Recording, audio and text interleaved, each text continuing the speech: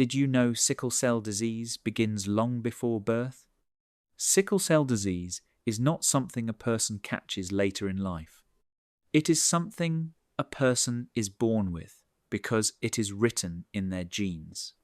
Inside our blood are red blood cells, and inside these cells is a protein called hemoglobin. Hemoglobin is responsible for carrying oxygen from our lungs to every part of the body. In healthy individuals, red blood cells are round and flexible. This round shape allows them to move smoothly through blood vessels, delivering oxygen efficiently to the body's tissues.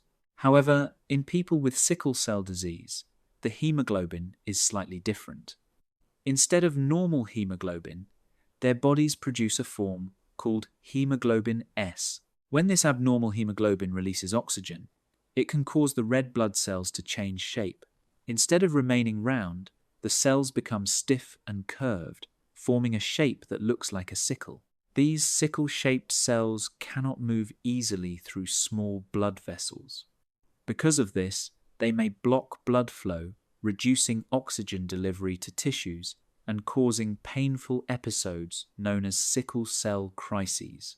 But how does someone develop this condition in the first place? The answer lies in our genes. Our bodies contain DNA, which holds the instructions that control how our bodies grow and function. These instructions are organized into units called genes. Every person inherits 2 copies of most genes, one from their mother and one from their father. The combination of these genes is called a genotype. For the gene that controls hemoglobin, there are different possible combinations. If a person inherits 2 normal genes, their genotype is AA. In this case, their body produces normal hemoglobin and their red blood cells remain healthy and round. If a person inherits 1 normal gene and 1 sickle gene, their genotype becomes AS. This is known as sickle cell trait. People with this genotype usually do not develop the disease, but they carry the sickle gene and can pass it to their children.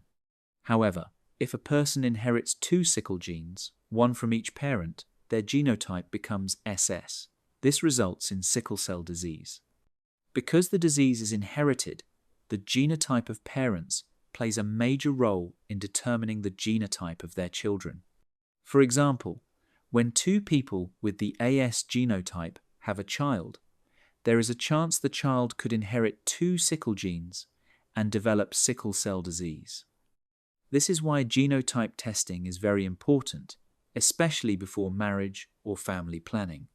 Understanding genes and genotype helps people make informed decisions and helps spread awareness about sickle cell disease.